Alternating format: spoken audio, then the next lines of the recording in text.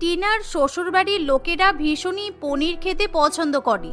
খাওয়া দাওয়ার মধ্যে তারা 3 বেলা পনির ছাড়া অন্য কোনো খাবারের নাম জানে না, কিন্তু তাদের পনির কেনার মতো টাকা পকেটে থাকে না। তবুও শুধুমাত্র পনির খাওয়ার ঠাটবার থাকে। টিনা যখন বিয়ে করে প্রথম শ্বশুরবাড়িতে আসে, তখন সে বাপের বাড়ি থেকে অনেক অনেক উপহার পাওয়ার টাকা নিয়ে আসে। আমি টাকাগুলো আলমারিতে রেখে দিই, পরে যখন ইচ্ছা হবে তখন গিয়ে শপিং করে আসবো, কারণ এদের তো আমাকে শপিং করানোর মতো ক্ষমতা নেই, তাই আমাকে আমার নিজের ব্যবস্থা নিজেই করতে হবে। টিনা আসলে তাপসকে পছন্দ করে বিয়ে করে, তাই তাপসের পরিবার গরিব হলেও তাকে এখন সেই সংসারেই মানিয়ে গুছিয়ে থাকতে হবে। কিন্তু বিয়ের পরের দিন সকালবেলা ঘুম থেকে ওঠার পর টিনা রান্নাঘরে গিয়ে দেখে সেখানে কিলো কিলো ফ্রেশ পনির রাখা আছে। রান্নাঘর ভর্তি পনির দেখে টিনা একেবারে অবাক হয়ে যায়। এখন তো বাজারে সোনার দামে পনির বিক্রি হয়, তাহলে এরা এত পনির কিনলো কোথা থেকে? বিয়ের সময় টাকা পয়সা খরচা করেছে, আবার বিয়ের পর এত বেশি বেশি টাকা খরচা করে কেজি কেজি পনির কিনছে। এদিকে বলে এরা নাকি গরিব, এরা আবার কেমন গরিব সেটাই তো বুঝতে পারছি না। ঠিক এমন সময় টিনার শাশুড়ি মা তুলি দেবী রান্নাঘরে আসে। বৌমা, আজকে সকালবেলা ব্রেকফাস্টে তুমি সবার জন্য গরম গরম পনির পরোটা আর পনির ভুজিয়া রান্না করো। দুপুরবেলা কিন্তু পনিরের পোলাও, মটর পনির রান্না করবে, আর বেশি বেশি করে পনির ভাজবে। আজকে আমরা সারা দিন জমিয়ে পনির খাবো। আচ্ছা মা, ঠিক আছে, কিন্তু আপনারা যখন এত টাকা দিয়ে পনির কিনে নিয়ে আসলেন, তাহলে এর বদলে মাংস নিয়ে আসতে পারতেন। আমি তাহলে আপনাদের সবাইকে মাটন কষা রান্না করে খাওয়াতাম। না না, মাটন আবার খাওয়া যায় নাকি? আমরা একদম মাছ মাংস খেতে পারি না। আমরা প্রত্যেক দিন 3 বেলা শুধুমাত্র পনির খেয়ে থাকি, কারণ পনির বলতে আমাদের জিভে জল চলে আসে।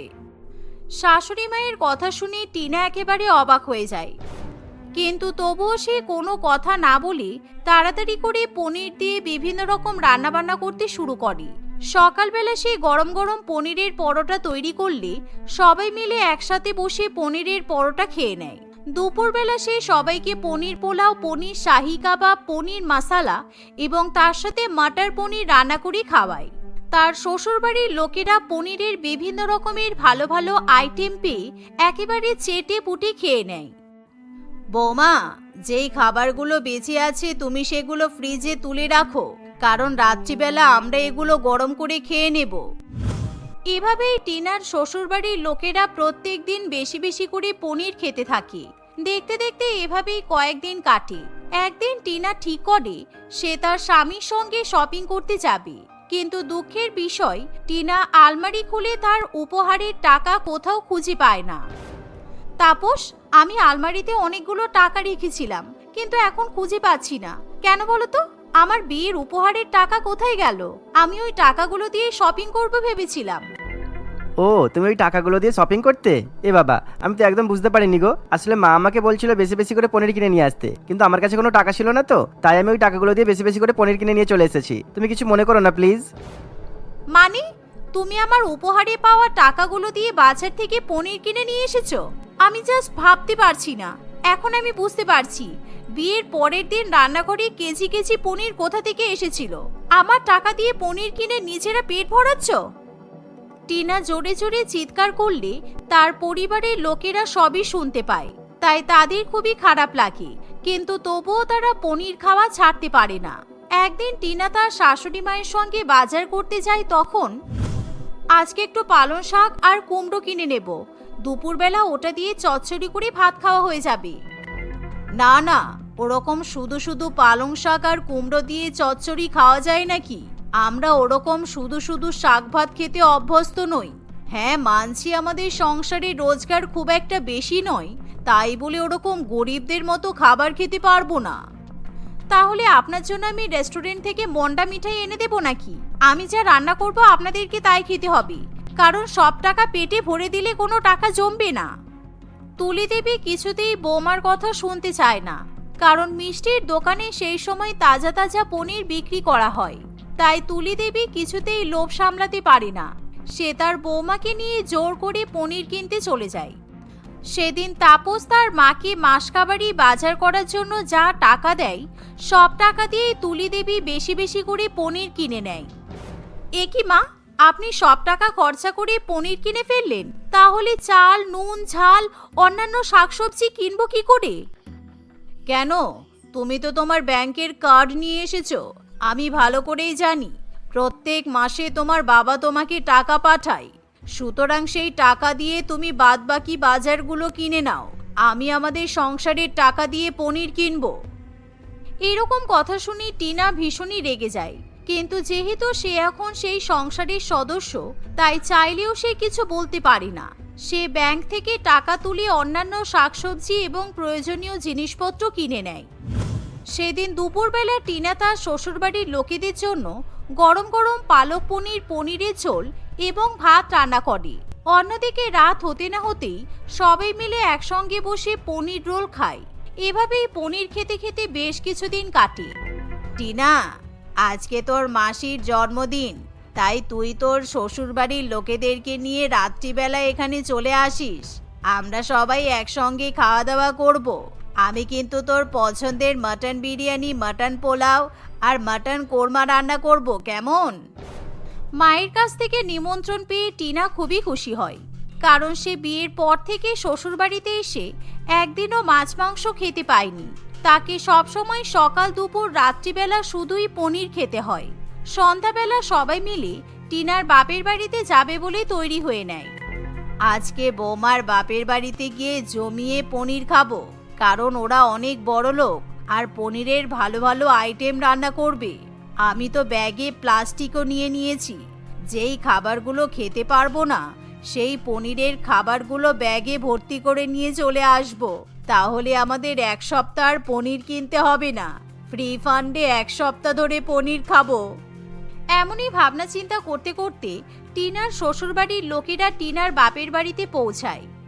কিন্তু রাত্রিবেলা যখন টিনার শ্বশুরবাড়ির লোকেদের খাবার পরিবেশন করা হয়, কি ব্যাপার বৌদি, তুমি তো ভালো করেই জানো আমরা প্রত্যেকদিন পনির খেতে পছন্দ করি, তাহলে আমাদের এরকম mutton biryani, mutton pulao, mutton korma এগুলো পরিবেশন করা হচ্ছে কেন? পনির পোলাও, পনির বিরিয়ানি, পনির ফ্রাইড রাইস, পনির ফ্রাই, চিলি পনির এগুলো কোথায়? আমাদের বাড়িতে শুধুমাত্র আমার মেয়ে বাদে আমাদের সবারই পনিরে অ্যালার্জি আছে, তাই আমরা বাজার থেকে পনির নিয়ে আসি না। তাছাড়া পনিরের থেকে তো মাটন অনেক ভালো খেতে, তাই তোমরা মাটন খেয়ে নাও। না না, এরকম ছাগল মেরে তার মাংস রান্না করা মোটেই ভালো নয়। আমরা কিছুতেই মাটন খেতে পারবো না, আর আমাদের পনির রান্না করে খাওয়াতেই হবে। টিনা, তোমার বাপের বাড়ির লোকজন কেমন? হ্যাঁ, তোমরা নাকি এত বড় লোক, তাহলে তোমার বাবা মা আমাদেরকে পনির খাওয়াতে পারছে না? এরকম টাকা থাকার চেয়ে তো না থাকা অনেক ভালো। এরকম কথা শুনে টিনা এবং তার বাবা মায়ের খুবই খারাপ লাগে, কারণ তারা মনে মনে খুবই অপমানিত বোধ করে। আসলে কি বলুন তো, আপনারা তো নিতান্তই ছোট লোক আর গরিব, সেই কারণে আপনারা মাংসের মর্ম বুঝতে পারছেন না। আমি যদি জানতাম যে আপনাদেরকে ডাকার পর আপনারা আমাদের এভাবে অপমানিত করবেন, তাহলে কিন্তু আপনাদেরকে কোনো দিনও নিমন্ত্রণ করতাম না। মা প্লিজ তোমরা চুপ করো, ভুলটা আমার, কারণ আমি মাংস খাবো সেই লোভে ওদেরকে কিছু না বলে ওনাদেরকে কিছু না বলে এখানে ছুটে এসেছি। আর তাছাড়া আমি যদি তোমাকে বলতাম যে এনারা পনির খেতে পছন্দ করে, তাহলে তো এত সমস্যা হতো না। এই চলো এখান থেকে, আমরা এখানে বসতে পারবো না। যেখানে আমাদের অপমান করা হয় সেখানে না থাকাই ভালো। আর হ্যাঁ, পরের বার থেকে যদি কোনোদিনও নিমন্ত্রণ করেন, তাহলে ভালো মন্দ পনিরের আইটেম রান্না করবেন। মেয়ের শ্বশুরবাড়ির লোকেদের কিভাবে আপ্যায়ন করতে হয় আপনারা ভালো করে শিখে নেবেন। এই বলে টিনার শ্বশুরবাড়ির লোকেরা তখনই সেখান থেকে চলে যায়। কিন্তু পনির খাওয়া নিয়ে এতটা বাড়াবাড়ি টিনা মোটেই পছন্দ করতে পারে না। এমনিতেই তাদের সংসারে টাকার অভাব, বাড়িঘর সারানোর মতো প্রয়োজনীয় টাকা থাকে না, এমনকি নিজেদের পছন্দ মতো কোনো জিনিসও তারা কিনতে পারে না। তবুও তারা মাসের পর মাস পনিরের পেছনে টাকা খরচা করতে থাকে। টিনা কিছু বলতে গেলে তাকেও কথা শুনতে হয়। এভাবে আরো কিছুদিন কাটে। একদিন তুলি দেবী রান্নাঘরে গিয়ে দেখে তার বৌমা গরম গরম মাটন কষা রান্না করছে। কি ব্যাপার বৌমা, তুমি মাটন কষা রান্না করছো যে? ওদিকে আমার ফোনে মেসেজ এলো যে আমার এলআইসি নাকি ডিউ আছে। সেদিনকে তোমাকে যে এলআইসিটা পেমেন্ট করার জন্য টাকা দিলাম, তুমি টাকাটা দাওনি। না মা, আমি যখন এলআইসির টাকা দিতে যাব তখন দেখলাম একটা দোকানে বেশ ভালো খাসির মাংস বিক্রি হচ্ছে, তাই আমি লোভে পড়ে সেই টাকা দিয়ে মাংস কিনে নিয়ে চলে এসেছি। আপনি আপনার ছেলেকে বলবেন ও আপনার এলআইসির টাকা জমা দিয়ে দেবে। তোমার এত বড় সাহস, তুমি এই গরিবের সংসারে এলআইসির টাকা দিয়ে মাটন কিনছো? তোমার জন্য দেখছি আমার সংসার ভেসে যাবে। আমার টাকা দিয়ে যখন আপনারা পনির কিনে খেয়ে ফেলেন, তখন যখন সংসার ভেসে যায় না, তাহলে আমার মাংস খাওয়াতেও সংসার ভেসে যাবে না। আমি ঠিক করেছি আমি আপনাদের জন্য বেশি বেশি করে পনির রান্না করব, তেমনি আমার জন্য বেশি বেশি করে মাংস রান্না করব, কারণ বিয়ের আগে থেকে মাটন ছাড়া আমি ভাত খেতে পারি না। এরকম কথা শুনে তুলি দেবী ভীষণই ভয় পেয়ে যায়। সেদিনের পর থেকে টিনা যখনই তার শ্বশুরবাড়ির লোকেদের জন্য পনির পোলাও রান্না করে, তখন সে নিজের জন্য আলাদা করে অবশ্যই মাটন বিরিয়ানি রান্না করে। এভাবেই সারাদিন এখন সেই বাড়িতে পনির এবং মাটন রান্না করা হয়। 10 দিনও হয়নি স্যালারি পেয়েছি, আর সব স্যালারি খাবার পেছনেই খরচা হয়ে গেছে। এবার আমি এই সংসার চালানোর জন্য টাকা কোথায় থেকে আনবো? কিছুদিন পর ইলেকট্রিক বিলও দিতে হবে, তারপর গ্যাস আসবে। আমার কাছে তো এখন একটা টাকাও নেই। এই চিন্তায় তাপসের ঘুম উড়ে যায়, কিন্তু অন্যদিকে তার বউ মন ভরে মাটন খায়। সেই সাথে তাপসের পরিবারের লোকেরাও পনির খাওয়া কমাতে পারে না। এখন যেন তাদের মধ্যে একরকমের কম্পিটিশন চলে। দেখতে দেখতে এভাবেই 2-1 দিন কাটে, আর ইলেকট্রিসিটির লোক এসে বাড়ির বিদ্যুৎ কেটে দিয়ে চলে যায়। সারা বাড়ি অন্ধকার হয়ে পড়ে থাকে, কিন্তু তখনও রান্নাঘর থেকে মাটন কষার গন্ধ পাওয়া যায়। আজকে অন্ধকারের মধ্যে মোমবাতি জ্বালিয়ে আমি গরম গরম মাটন কষার ভাত খাবো, পুরো একেবারে ক্যান্ডেল লাইট ডিনার মনে হবে। কি ব্যাপার বৌদি, বাড়িতে কারেন্ট চলে গেছে আর তুমি এখনো মাটন রান্না করছো? ওইদিকে কালকে আমার পরীক্ষা, কারেন্ট নেই বলে আমি পড়াশোনা করতে পারছি না। তোমার কোনো মায়া দয়া নেই বলো? তুমি যদি তোমার বাবাকে বলো, তোমার বাবা তো এখনই টাকা পাঠাবে আর আমাদের ইলেকট্রিসিটি বিল দেওয়া হয়ে যাবে। তোমার কিংবা তোমার পরিবারের কোনো লজ্জা নেই বলো? আমি বাড়ির বউ, আর আমি বাপের বাড়ি থেকে টাকা চাইবো তোমাদের বাড়ির ইলেকট্রিসিটি বিল দেওয়ার জন্য? যখন তোমরা নিজেরা মাসের পর মাস 3 বেলা করে পনির গিলেছো, তখন সেই টাকাগুলো জমাওনি কেন? আমি বাড়ির বউ, তাই আমার যখন যা ইচ্ছা হবে আমি তাই খেতে পারি। সবেমাত্র 1 মাস হয়েছে আমি মাটন খাওয়া শুরু করেছি, আর তার আগে থেকে তোমরা বছরের পর বছর পকেটে টাকা না থাকা সত্ত্বেও কারি কারি পনির খেয়ে পাগলামি করেছো। তার বেলায় কোনো ক্ষতি হয়নি, তাই না? এরকম কথা শুনে টিনার শ্বশুরবাড়ির লোকেরা নিজেদের ভুল বুঝতে পারে, তাই তারা তখনই টিনার কাছে ক্ষমা চেয়ে নেয়। সেদিনের পর থেকে তারা আর কখনোই পনির খাওয়ার জন্য পাগলামি করে না, তাই ধীরে ধীরে তাদের সংসারের উন্নতি ঘটে। শ্রীতমা তার স্বামী সৌম্য, শাশুড়ি মা লালি দেবী এবং শ্বশুরমশাই রতনবাবুর সঙ্গে শহরে বসবাস করত। সৌম্য এবং রতনবাবু ভীষণ অত্যাচারী প্রকৃতির মানুষ ছিল। চুন থেকে পান খসলেই তারা দুজনে মিলে শ্রীতমা ও লালি দেবীকে মারধর করত। দুজনে তাদের ভয়ে স্বাধীনভাবে চলাফেরা করতে পারত না। একদিন সৌম্য ও রতনবাবু বাড়িতে না থাকায় শাশুড়ি ও বৌমা মিলে বাজারে যায়। বৌমা, তাড়াতাড়ি চলো, রতন আর ওর বাবা যদি বাড়ি এসে আমাদেরকে দেখতে না পায় তাহলে খুব বিপদ হয়ে যাবে। আমার খুব ভয় করছে। আমি কি করব মা, আমার স্কুটিটাকেও এখনই খারাপ হতে হলো, না হলে তো কখন বাড়ি চলে যেতাম। আমি আসার সময় কোনো রান্না করেও রেখে আসিনি, ওদেরকে কি খেতে দেব কি জানি। আগে আমরা দুজনে বাড়ি গিয়ে পৌঁছাই, তারপর না হয় কিছু একটা ব্যবস্থা করে নেওয়া যাবে। কিছুক্ষণ পর লালি দেবী ও শ্রীতমা দুজনে বাড়ি এসে পৌঁছায়।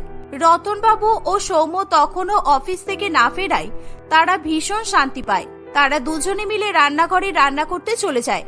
মা, আমি বাটার চিকেন বানিয়ে দিচ্ছি, ফ্রিজে অনেকটা চিকেন পড়ে আছে আর বাটারও আছে, তাড়াতাড়ি হয়ে যাবে। আপনি আমাকে ময়দা মেখে দিন। আচ্ছা, আমি ময়দা মেখে পরোটা ভেজে নিচ্ছি, তুমি তাড়াতাড়ি শুধু চিকেনটা রান্না করে নাও। এক্ষুনি ওরা দুজনে চলে আসবে।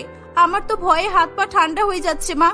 আজকে যদি সময় মতো খেতে দিতে না পারি তাহলে আবার আমাদের কপালে ভীষণ মার চুটবে। বৌমা ও শাশুড়ি দুজনে মিলে তাড়াতাড়ি করে কোনো রকমে বাটার চিকেন আর পরোটা রান্না করে। কিছুক্ষণের মধ্যেই রতনবাবু ও সৌম্য অফিস থেকে বাড়িতে ফিরে আসে। তারা হাত মুখ ধুয়ে ফ্রেশ হয়ে খেতে বসে পড়ে। লালি দেবী ও শ্রীতমা তাদেরকে বাটার চিকেন আর পরোটা পরিবেশন করে দেয়। বাপরে বাপ, আজকে কি তোদের বাপের জন্মদিন নাকি যে দুজনে মিলে বাটার চিকেনের পরোটা রান্না করেছিস? যাক গে, ভালোই হয়েছে। রোজ স্যুপ খেতে খেতে মুখ পচে গেছে, একটু অন্যরকম খাবারও খাওয়া যাবে তাহলে। আরে প্রত্যেকদিন ভালো মন্দ খাবো বলেই তো ঘরে বিয়ে করে চাকর নিয়ে এসেছি। এদের কাজই হলো আমাদের সেবা করা, রান্না করে খাওয়ানো, বুঝেছো? এই বলে দুজনেই বাটার চিকেন আর পরোটা খাওয়া শুরু করে। তাদের একেবারেই শ্রীতমা ও লালি দেবীর হাতের তৈরি খাবার পছন্দ হয় না। ইস, তোরা দুজনে মিলে কি একটা ছাইপাস রান্না করেছিস! না নুন না মিষ্টি, কোনোটাই তো পাচ্ছি না। মনে তো হচ্ছে তোরা শাশুড়ি বৌমা মিলে রান্নার স্বাদ একেবারেই ভুলে গেছিস। ছি, আখঠু, এটা কোনো রান্না হলো? তোমরা কি মনে করো মা আমি কিচ্ছু বুঝি না? বাবা, আমার মা আর বউ ভালো রান্না করবে কি করে? এরা দুজনে মিলে তো সারাদিন বাজারে ঘুরে বেরিয়েছে, তাই ভালো রান্না করতে পারেনি। তাড়াহুড়ো করে রান্না করে নুন মশলা দিতে তো ভুলেই গেছে। এই কথা শুনে শ্রীতমা ও লালি দেবী দুজনেই ভীষণ ভয় পেয়ে যায়। না না, তোমার কোথাও ভুল হচ্ছে, বিশ্বাস করো আমরা বাড়ি থেকে কোথাও বেরোইনি। চুপ কর, সকালে অফিস যাওয়ার সময় স্কুটিটা আমি দেখে গেছি, তখন তো ঠিক ছিল। আর অফিস থেকে ফিরে এসেই দেখছি অমনি খারাপ হয়ে গেল। তোদের ভীষণ পা বেড়ে গেছে দেখছি। আজ তোদের উড়ন্ত ডানা আমি কেটেই ছাড়বো। আজ তোদের দুজনের বাইরে ঘোরার জন্য আমার আর আমার ছেলের মুখের স্বাদ বিগড়ে গেছে। তোদের আজ মেরেই ফেলবো, কোনো কথা শুনবো না। রতনবাবু এবং সৌম্য তাদের কোমরের বেল্ট দিয়ে লালি দেবী ও শ্রীতমাকে ভীষণ মারধর করা শুরু করে দেয়। তারা যন্ত্রণায় চিৎকার করতে থাকে, তবুও রতনবাবু ও সৌম্য তাদেরকে মারধর করতে থাকে। আমাদের খুব ভুল হয়ে গেছে, আমরা আর রাস্তায় বেরোবো না। তোমরা প্লিজ আমাদেরকে আর মেরো না, আমাদেরকে ক্ষমা করে দাও। তোরা এক্ষুনি আবার আমাদের ভালো করে বাটার চিকেনের পরোটা রান্না করে দিবি, না হলে তোদের ওই হাতে আমি গরম খুন্তি দিয়ে ছ্যাঁকা দিয়ে পুড়িয়ে দেবো। কেউ বাঁচাতে আসবে না তোদের। লালি দেবী ও শ্রীতমা ভয়ে ভয়ে তাদের জন্য আবার ভালো করে বাটার চিকেন এবং পরোটা বানিয়ে নিয়ে আসে। রতনবাবু ও সৌম্য সব খাবার খেয়ে নেয়। বউ শাশুড়ি মায়ের জন্য তারা কোনো খাবারই রাখে না। এভাবে প্রায় কিছুদিন কেটে যায়। প্রত্যেকদিন রতনবাবু ও সৌম্য কোনো না কোনো অজুহাতে তাদের উপর অত্যাচার করতেই থাকে। একদিন সৌম্য প্রমোশন পাওয়ার লোভে তার বস রাকেশ বাবুকে বাড়িতে ডিনার করার জন্য ইনভাইট করে।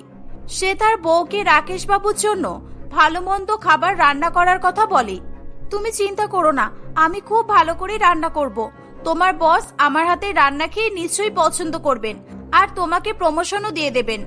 আমার বসের আপ্যায়নে যদি কোনো রকম গন্ডগোল হয়েছে তাহলে তোদের কপালে চরম দুর্ভাগ্য আছে বলে দিলাম। কয়েক ঘন্টা পর রাকেশ বাবু সৌম্যর বাড়িতে আসে। স্যার, আপনি আমাদের নিমন্ত্রণ গ্রহণ করে আমাদের বাড়িতে এসেছেন, এটাই আমার পরম সৌভাগ্য। আপনি বসুন, আজকে আমি আমার বউয়ের হাতে সুস্বাদু রান্না আপনাকে খাওয়াবো। আমার বউ আর মা একেবারেই রেস্টুরেন্টের মতো রান্না করতে পারে। হ্যাঁ আমি জানি সৌম্য, তুমি একই কথা আমার অফিসে বহুবার বলেছো। আমি তো ব্যাচেলার, তাই আমার কপালে বাড়ির রান্না জোটে না। তোমার বউয়ের হাতে রান্না খাবো ভেবে আর লোভ সামলাতে পারেনি। তোমার এক ডাকেই আমি তোমাদের বাড়ি চলে এসেছি। শ্রীতমা ও লালি দেবী দুজনেই সকলকে খাবার পরিবেশন করে দেয়। বউ শাশুড়ি রাকেশ বাবুর জন্য বিভিন্ন পাঞ্জাবি স্টাইলের ডিশ যেমন চিকেন বাটার মশালা, বাটার নান, চিজ নান, পালক পনির, ডাল মাখানি ও মটন তরকা রান্না করে। রাকেশ বাবুর এই বিভিন্ন ধরনের খাবার খেয়ে ভীষণ পছন্দ হয়। দারুন দারুন, আমি তো এত টেস্টি পাঞ্জাবি ফুড কোথাও খাইনি। সীতামা, তুমি তো একটা ধাবা খুলতে পারো, তোমার এত সুন্দর রান্নার স্বাদ। বেকার বেকার তুমি তোমার ট্যালেন্টটা বাড়িতে বসে ওয়েস্ট করছো। আর সৌম্য, তুমি ওকে এনকারেজ করতে পারো তো। এখন কোনো মেয়ে বাড়িতে বসে নিজের ট্যালেন্ট নষ্ট করে না, বুঝেছো?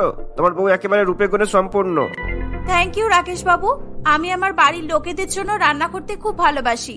আপনার আমার রান্না খেয়ে যে ভালো লেগেছে এটাই আমার পাওনা। আর রইলো ধাবা খোলার কথা, হ্যাঁ সেটা নয়। সৌম্য শ্রীতমাকে আর কথা বলতে দেয় না। রাকেশ বাবুর সঙ্গে নিজের বউয়ের কথা শুনে সৌম্য মনে মনে ভীষণ রেগে যায়। রাকেশ বাবু সকলের সামনে শ্রীতমার প্রশংসা করতেই থাকে, আর শ্রীতমা নিজের প্রশংসা শুনে নিজের খুশি ধরে রাখতে পারে না। কিছুক্ষণ পর রাকেশ বাবু চলে যায়। নিজের রূপ নিয়ে আমার বসের মন ভোলানোর চেষ্টা করছিলিস বল তুই? নোংরা মেয়ে একটা। বস যখন তোকে ধাবা খোলার কথা বললো তখন তো তুই খুব দাঁত বের করে হাসছিলিস। মেরে দাঁত একেবারে ভেঙে দেবো, বুঝেছো? আমি কি করলাম? তোমার বস যদি আমার প্রশংসা করেন সেটা তো আমার দোষ নয়। তোমরা কথায় কথায় আমাদের গায়ে হাত তোলাটা বন্ধ করো। সৌম্য শ্রীতমার মুখে মুখে তর্ক শুনে শ্রীতমাকে খুব মারধর করা শুরু করে। রতনবাবু তার ছেলেকে আরো বেশি করে উস্কে দেয়। লালি দেবী বারণ করলেও সৌম্য তার মায়ের কোনো কথাই শোনে না। অন্যদিকে রাকেশবাবু ভুল করে নিজের ফোন সৌম্যদের বাড়িতে ফেলে যাওয়ায় সে ফোন নিতে আবার ফিরে আসে। সে সৌম্যর হাতে শ্রীতমাকে মার খেতে দেখে ভীষণ পরিমাণে অবাক হয়। সৌম্য, তুমি এ কি করছো? নিজের ওয়াইফকে কেউ এইভাবে রাক্ষসের মতো মারধর করে? ছি, আমি তো তোমায় একটা ভালো ছেলে ভাবতাম, কিন্তু তুমি তো পুরো দানব। আমি তোমায় পুলিশে ধরিয়ে দেব। সৌম্য তার বসকে দেখে খুব ভয় পেয়ে যায়। রাকেশবাবু পুলিশকে ফোন করে সব ঘটনা জানায়। পুলিশ এসে শ্রীতমা ও লালি দেবীর মুখে সৌম্য ও রতনবাবুর অত্যাচারের কথা শোনে। তারা সৌম্য ও রতনবাবুকে জেলে ধরে নিয়ে চলে যায়। শ্রীতমা ও লালি দেবী রাকেশবাবুকে অনেক অনেক ধন্যবাদ জানায়। কিছুদিন পর, মা, এইভাবে আর কতদিন চলবে বলুন?